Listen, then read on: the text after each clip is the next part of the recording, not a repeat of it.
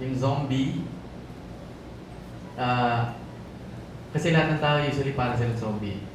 Mamaya malalaman kung paano yun.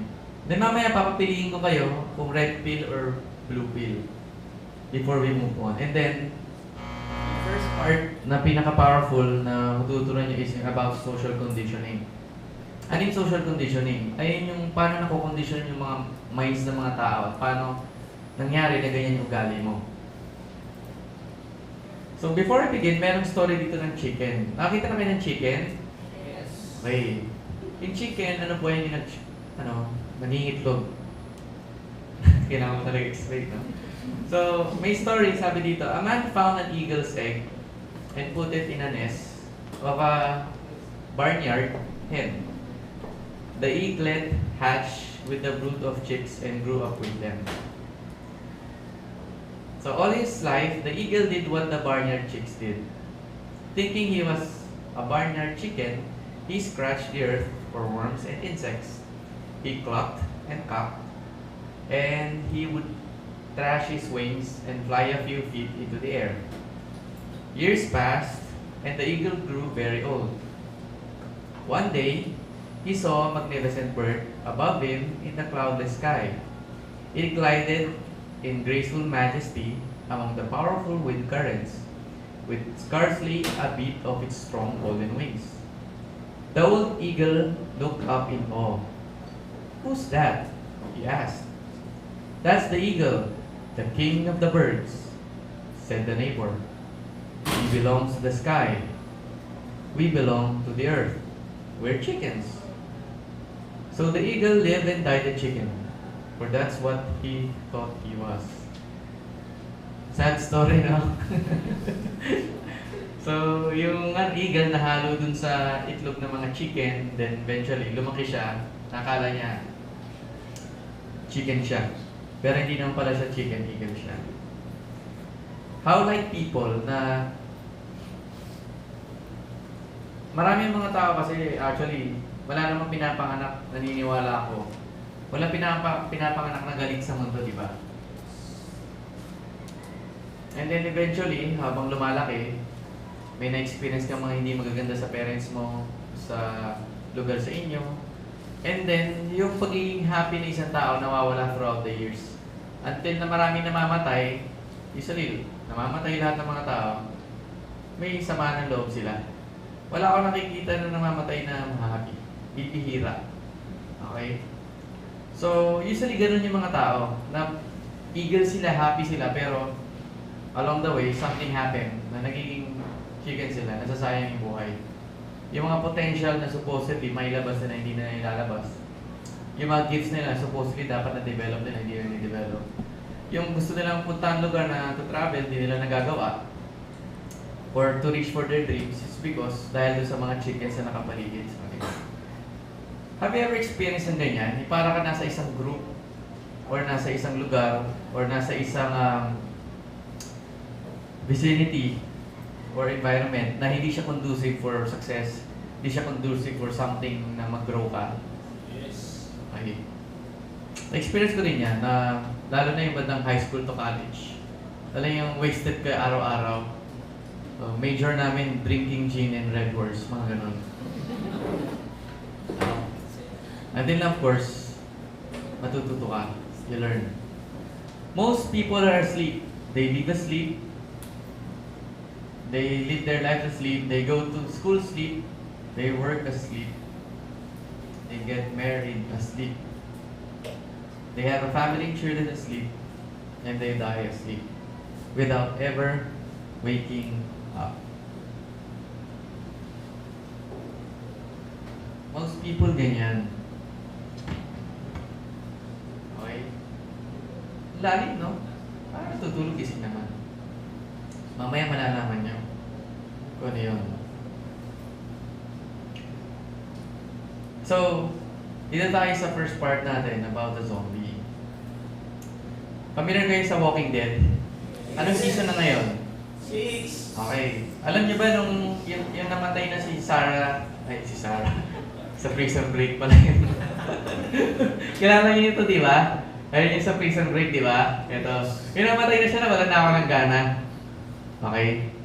Saka nung dumating to nagsasamurai, hindi na ako nakafollow. Pero maganda siya pinapanood. Anyway, ang ba't ko nilagay ito? Kasi most ng mga tao para po tayo mga zombie. So, nabubuhay ka na hindi mo alam kung ano yung purpose mo sa buhay. Hindi mo alam bakit ka nandito. So, ganun ang mga zombies, di ba? They're just living their lives every day. Walang direction, wala silang clue. Most people live their life in a walking daze. So, para ka under hypnosis na hindi mo alam ba't mo ginagawa yung mga bagay-bagay. Minsan hindi mo kine-question bakit kailangan pumunta sa school, bakit kailangan sumunod sa parents mo, bakit kailangan mabuhay, bakit kailangan mag-isawa, mag-family, mag-girlfriend, bakit kailangan magkaroon ng diploma, bakit kailangan natin, ma-love or hindi ma-love, bakit kailangan natin maniwala kay God o hindi maniwala. Yung mga ganun hindi mo connection, di ba? Like kung ang tinatanong bakit kayo meron kayong Facebook, bakit kayo mayroong cellphone? Hindi naman dahil, of course, gusto mo. There was this time na merong friend na nagsabi sa'yo, go into Facebook, kasi maraming cute. So nag-login ka doon, marami nga. Then, nagsama ka ng mga friends mo. Most of the time, yung mga decisions natin sa buhay, hindi naman talaga ikaw nag-decide. Okay? Mamaya, malalaman niya. Usually, typical person is, hindi niya alam kung sino siya. Nararamid na kayo ng identity crisis. Sino dumaan doon? Yung tipong hindi mo alam kung bata ka ba o adult na. Mga ganon.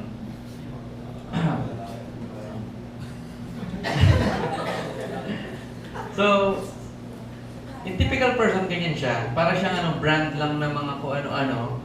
Kung ano yung natutunan niya sa TV, ayun na rin siya. Hindi, nawawala talaga yung, pinaka-persona. Just like yung kay Alice in Wonderland, di ba tinanong siya ng cat, saan daw siya pupunta? Tapos sabi niya, hindi niya alam. And, malalim yan mamaya. Okay?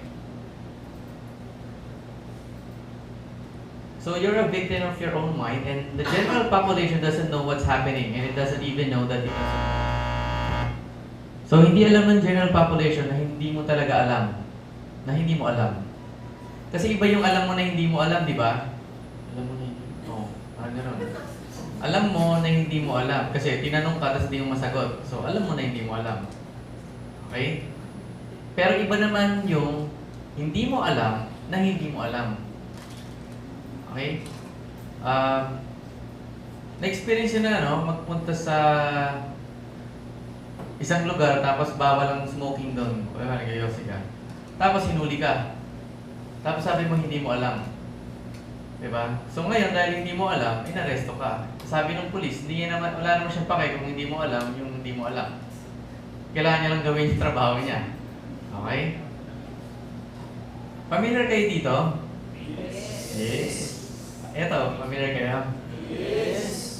So, in The Matrix, akala lang ng mga tao dati is parang simpleng movie lang na action. Pero nung napanood ko yun noong 1999, tinatanong ko sa sarili ko, parang meron yata mas malalim na meaning dyan. Until na ni-research ko, etong si Jordan Maxwell pala, isa sa mga thinkers ng movie na yon.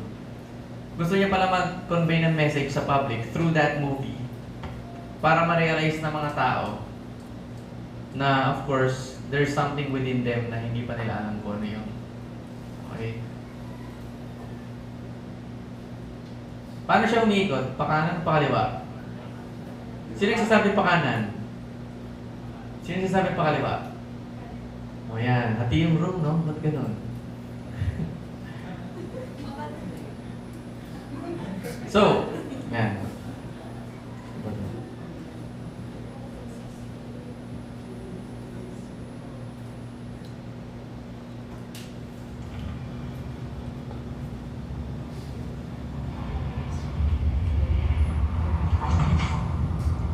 At last, welcome to you. As you no doubt have guessed, I am Morpheus. Is it an honor to meet you? No. The honor is mine. Please, sit down.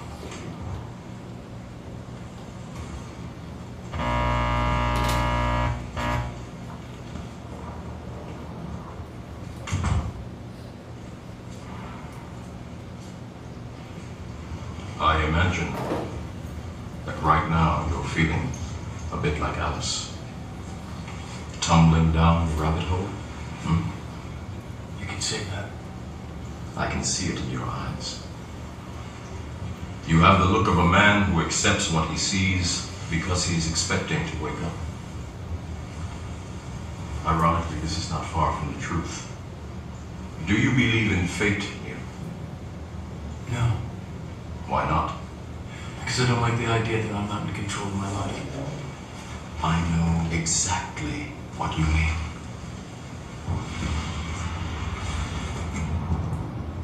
Let me tell you why you're here. You're here because you know something. What you know you can't explain, but you feel it. You felt it your entire life. That there's something wrong with the world. You don't know what it is, but it's there, like a splinter in your mind, driving you mad. It is this feeling that has brought you to me. Do you know what I'm talking about? The Matrix. Do you want to know what it is? The Matrix is everywhere. It is all around us. Even now, in this very room. You can see it when you look out your window or when you turn on your television. You can feel it when you go to work, when you go to church, when you pay your taxes. It is the world that has been pulled over your eyes to blind you from the truth. What truth? That you are a slave, Neo. Like everyone else, you were born into bondage, born into a prison that you cannot smell or taste or touch. A prison for your mind.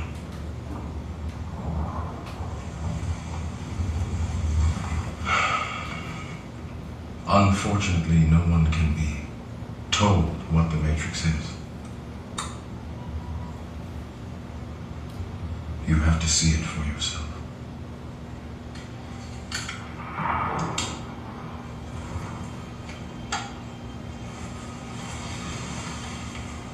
This is your last chance. After this, there is no turning back. You take the blue pill, the story ends. You wake up in your bed and believe whatever you want to believe. You take the red pill, you stay in Wonderland, and I show you how deep the rabbit hole goes.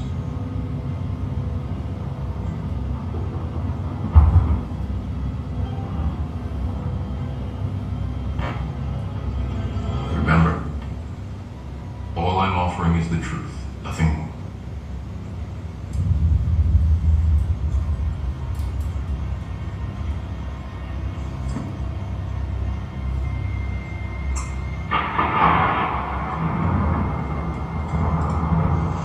Follow me. Alright. Alam niyo yung scene na yun, naalala niyo? Okay. So, ngayon, yung scene na yun isa sa mga favorite parts ko dun sa movie. Na pinapabili si Neo ni Morpheus and explain sa kanya kung ano ba yung Matrix.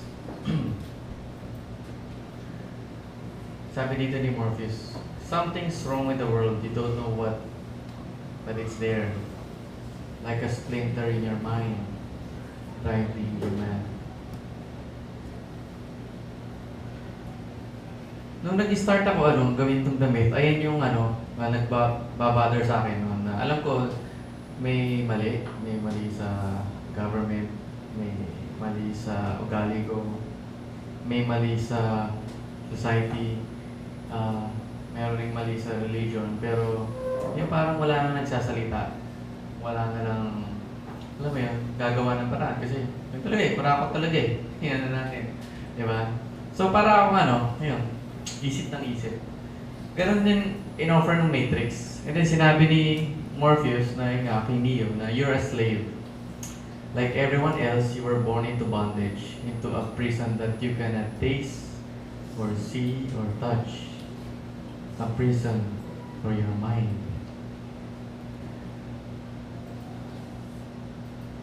So, most ng mga tao, hindi nila alam na hindi sila free. Most ng mga tao dito sa room na to, of course, hindi nila alam na prisoner sila of their own minds until later on, malalaman nila kung ano to. Unfortunately kasi, hindi, mahirap sabihin kung ano ba itong the myth, diba? Kaya sabi nga ni Morpheus, you have to see it for yourself. That's why you're here, para magkaroon kayo ng choice. So, before we move on, ano yung nakikita nyo dito? Green, saka, blue. Blue, saka red pill. Okay? So, before we move on, dapat makapag-decide ka kung anong klase pill ang gusto mo. Just like si Neo. Diba? So, imagine niya kung si Morpheus, pinapapili ko kayo kung anong pill gusto niyo. Kasi, once nga na nalaman niyo to, there's no more turning back. Parang ano yan, parang nakapag-I love you ka na. Sige na nga. Ngayon mo na. Marami nakaka-relate, no? So, you have to decide kung ano yung gusto mo. Red pill ba or blue pill? Red. Red. Are you sure? Yes. Sige. So, lahat red naman. Yung iba ayaw mag-decide, kinakabahan. So, red ang pinili niyo. So, we will move forward. Diba? Pero, before we move forward, this is your last chance again. Okay? Kung ano ba gusto niyo is red or blue pill. Kasi pag pinili mo yung blue pill, of course, hindi na kita pwede ka na umuwi. At least, relax ka lang, di ba? You could live your life kung ano man yung sitwasyon ng buhay mo ngayon. Or of course, you could take the red pill and go beyond and above kung ano yung current situation mo with much more understanding and awareness to the extent na mas gaganda buhay mo. So, ano gusto niyong pill again? Blue, tapos nakangiti, no? Blue, pero red yan. Ganun. Okay, so dahil pinuno niyo yung red pill, just like si Neo, nag-start na kayo magising.